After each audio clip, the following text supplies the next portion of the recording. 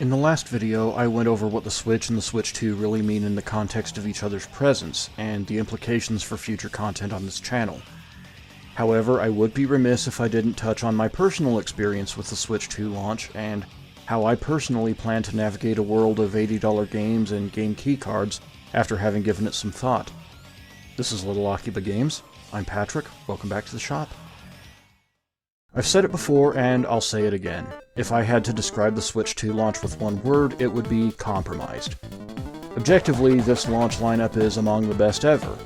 It's too bad, then, that it's also rife with pricing controversies and serves as ground zero for an attempted decisive stride toward an all-digital future. If all of these games had shipped on proper game cards and a strict $70 price ceiling had been enforced, we would be treating this launch as reminiscent of the Dreamcast, the PlayStation 2, and the Xbox 360. And I would be flat broke right now instead of coasting relatively comfortably toward my next paycheck. When I use the word compromise, let me draw it out visually. Here's a list of launch games that, $80 price tags and game key cards out of the picture, I would have gladly bought with my Switch 2. Now let's start by scratching off Mario Kart World for that price point, and okay, that's still not terrible. Then you order 66 the game keycard titles, and ouch. That one stung. Now I'm going to add Fantasy Life I to this list because it technically is a launch title, but I'm also going to scratch it off for the moment on a technicality. Don't worry, it's not as bad as it sounds. This left me with a launch haul of Cyberpunk 2077, Rune Factory Guardians of Azuma, Fast Fusion, and Ridge Racer. The first two I bought on general principle. They're authentic physical copies of the games in question, and you reward the behavior you want to see. They went directly into my backlog, but I'll be getting around to them at some point before long, I'm sure. Fast Fusion was a must. I loved Fast Racing Neo and Fast RMX on the previous two pieces of Nintendo hardware, so I wasn't about to miss this installment. Finally, Ridge Racer is Ridge Racer. It's the series' first appearance on a system launch in 12 years, and I never have gotten the chance to sit down and play the original arcade game. So that's a unique addition to the lineup. I was really surprised how different it was from the PlayStation title. This is a pretty fine selection of titles in and of itself, but it was also limited enough that it made me consider right away how I'm going to navigate, long-term, a world where game key cards are the rule rather than the exception, and Nintendo may very well love to dip into that $80 well more frequently. As much as I wish I could just hold the line, turn my back, and hold up both middle fingers to any game that releases on a game key card rather than a game card, there is unfortunately nuance here because I'm not enough of a hardliner to do that with absolutism. To one point, I've said before that I'm not going to buy any game key cards without some kind of explicit assurances from Nintendo about the security of that investment. But it's not as if I'm wholeheartedly anti-digital either. I just buy digital much more sparingly than I do physical, saving those purchases for situations where I really want to play a game that does not have a physical option readily available, or perhaps at all, and ideally if the price is right. However, it needs to be stated that I feel very much like publishers are on some level trying to leverage the general disdain for game keycards to manipulate consumers toward digital on a larger scale. So, the exceptions I make will be so rare that I will still be withholding at least 90% of the money I would normally spend on these games. I'm even going to pass on some games that I would otherwise buy if they were entirely digital releases, entirely out of spite. I love me some Falcom, but even East 10 Proud Nordics has no place in my library by this standard. I'm fine with my Legacy Switch game card of the original Nordics. However, the Switch 2 launch does have one game that can survive that scrutiny, and that is Bravely Default.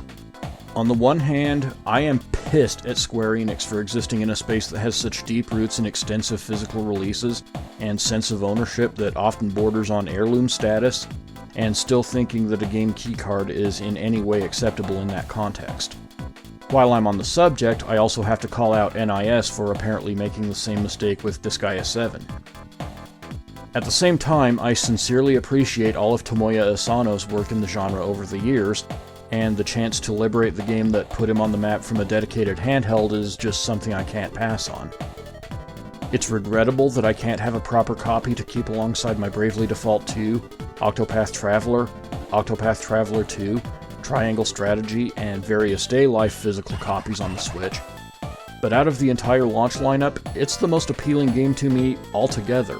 and the one game that the realities surrounding it couldn't dissuade me from picking up. Purely digitally, of course. Bravely Default is simply the game that would have sold me on a Switch 2 if I had been on the fence about it at all. The other major point of contention is, of course, the $80 price point for select titles. I was unable to afford a bundle when pre-orders went up, so the $50 digital loophole on Mario Kart World was closed to me long before the system even launched. However, to a point I am truly grateful for, a friend stepped in and gifted me a copy of the game, wanting me to join in on multiplayer sessions. I haven't put a ton of time into it yet, but while I do still disagree with the price point, it is absolutely a worthy addition to my library overall, and I'm happy to have it here. I look forward to exploring it further. When it comes to $80 games, my initial plan was to take the absolutely not stance that I wanted to take with game keycard releases. Not because the potential doesn't exist for a game to come along that could drag me to the $80 price point kicking and screaming, but because I'm actively betting against any game that could actually do it being looked at by the publisher as something that they could get away with it on. This is one of those cases where having niche tastes really pays off. Beyond that, while I wouldn't expect people to gift me copies of these games as a standard practice, I have decided that if there's a future case where someone wants me to join them online in an $80 game that I would otherwise find palatable at, say, $60, then they get to chip in and make up the difference. It probably sounds kind of assholish, but I really don't mean it as such. I've just spent a lot of time on this question, and that's just the only solution I've been able to come up with. There is one more thing I'm changing course on, and that also led to an addition to my Switch 2 library that I did not see coming at all. I addressed in a recent video the fact that I haven't written a game review since right around the time of the Switch 2 launch. And while I didn't slam the door on it completely, I did draw out some pretty detailed reasons for why it was unlikely for me to return to that side of the gaming media. With literally any other game, I would have said no, but when presented with a press code for Street Fighter VI, well, Street Fighter VI is one of the easiest things in the world for me to talk about. A review is a trivial matter. Watch for it over on Smashpad in the coming days. Between all the time I've put into other versions of the game and the particular things that I'm specifically watching for from the Switch 2 version, this will be a cinch. Now let's talk about Fantasy Life I. This is technically a Switch 2 launch game, announced as part of the lineup just days before the system launched, with an upgrade path available for just $2.50. However, the announcement simply didn't allow for time to import a physical copy, the only way to obtain it physically, and have it arrive in time for the system, which is the technicality I was talking about when I scratched it off the list. However, I will be grabbing a copy as soon as I get paid again, bringing my Switch 2 launch haul up to 8 games when the dust settles. Now let's talk about the launch itself. I think the Switch 2 launch is the first time that I've ever bought games on a system launch and put them directly into my backlog. And that speaks to the possibility that there's not this widely recognized understanding of what a launch game is that I've always believed there to be. It's been my experience that the games that launch alongside a system aren't the ones that set out to dominate your time, but rather allow you to move quickly back and forth between them all, allowing you to conveniently sample all of these different flavors of games on your new system. There might be a centerpiece launch title like Breath of the Wild that gives you the chance to rack up those hundreds of hours, but the usual fare tends to lean toward fighting games, racing games, sports games, and first-person shooters that don't demand so much of your headspace that it makes it difficult to explore your new library. In that context, the Switch 2 launching with Cyberpunk 2077, Rune Factory, Bravely Default, Fantasy Life, the Suikoden Collection, it's completely wild to me. It's fantastic for a system whose immediate release calendar looks a little sparse, at least until we get our next Nintendo Direct, which is hopefully coming sooner rather than later, but it's also a little bit overwhelming off the jump for a brand new console. I don't want to come off as discouraging it, because the more of these we get, the better in any context. I'm just surprised they managed to arrange for so many relatively high-commitment games so early. Now, pricing and delivery controversies aside, I also have to give Nintendo its flowers for understanding the actual point of a system launch. I've long been planning a piece talking about what's wrong with system launches today and what's needed to fix them, and it really all just comes down to reducing uncertainty and stress associated with securing your system. Scarcity has long since pushed me toward handling all of my launches online these days, and that has really dulled my experience. I love the midnight launches, gathering at the store and talking with other gamers about the system we're all about to jump into together. I've talked about those experiences at length on this channel in the past, and I do still have a couple more to touch on that I haven't gotten around to yet. The best launches have zero uncertainty attached to them. You should never have to ask yourself questions like, is having the pre-order enough to guarantee I get a system at launch? If I'm not there for the pre-order at midnight or whenever the store opens, are they just going to sell my system to the next person in line? If I didn't get a pre-order at all, am I screwed for months on end waiting for a well-timed allocation to arrive at my store? Ideally, all system launches would look like the Sega Dreamcast. You walked into the store when they opened and got your console worry-free with plenty of product to go around. Nintendo may not have satisfied 100% of demand on June 5th, but they did launch with considerably more product than any other launch to date, and were rewarded for it by shattering record after record. They got to reap the profits of their launch rather than the usual crop of scalpers that tend to cash in on these moments. The fact that some stores still had stock for walk-in customers over the following weekend is a testament to Nintendo's commitment to a good launch. Some out there are trying to spin that as low demand, but that argument falls flat in the face of record sales figures. To put it plainly, if this is in any way a failure, then we've simply never had a successful launch in gaming history, full stop. Maybe not surprisingly, but still hilariously, Fast Fusion is my highlight of the launch. There's a certain irony in the fact that my big takeaway from a genuinely stacked launch lineup was a $15 downloadable game, but it is worthy of that honor. Shin'en Multimedia has, for 4 generations now, provided Nintendo hardware with a strong showcase, futuristic racing game.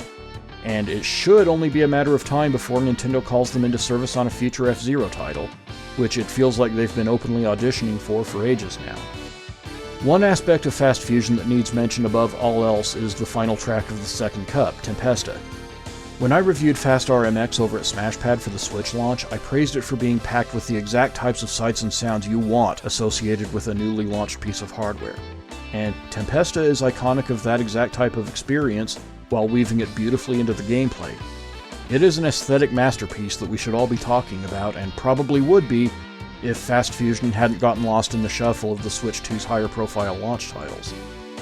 The only weakness I can find in it thus far, and it might be a significant one to some to be honest, is lack of online multiplayer, which would have been an outstanding experience if perhaps a little too much to ask for a budget release. Now, I unfortunately found out far too late about Fast RMX getting a physical version over in Europe, and that is one of my biggest regrets as a Switch owner. If a true physical game card version of Fast Fusion ever happens, it will be a ridiculously immediate addition to my library. I'm going to be actively watching for it. One thing I haven't really had the chance to sit down with yet is my extensive Switch library. I can't wait to do it because I've heard that there is a night and day difference in terms of performance, as has been my limited experience playing Link's Awakening on the new hardware. If this is true across the board, then I can see the backward compatibility completely recontextualizing the legacy Switch library to a degree I don't think anyone really anticipated. If you went in big on Switch games, be happy right now. I know I am. Having gotten to know the Switch 2 over the last week plus, I'm just really hoping publishers start leveraging legacy Switch game card releases alongside Switch 2 upgrade paths like we're seeing with Final Fantasy Tactics and Fantasy Life-I. At least as a stopgap measure while Nintendo either mass produces their 64GB game cards to the point of making them cheaper to produce long-term, or finally rolls out cheaper, smaller capacity options to make game card releases more palatable for publishers. That just feels like the ideal compromise for the moment, if not a long-term solution. The system itself can accommodate any solution needed to fix all of this. It just takes the will from Nintendo to see it through and make the Switch 2 more than a better way to play Switch titles. But what's your experience been with the Switch 2? Let me know down in the comments because I want to get some conversations going about it and really know how you all feel right now. That's all for now. If you like this video, then please be sure to like, comment, share, and subscribe. Click the notification bell with the all option to know right away when the next video goes up, and really do this with all your favorite channels because it's the best way to get the most out of YouTube. I look forward to seeing you back here next time at Little Akiba Games.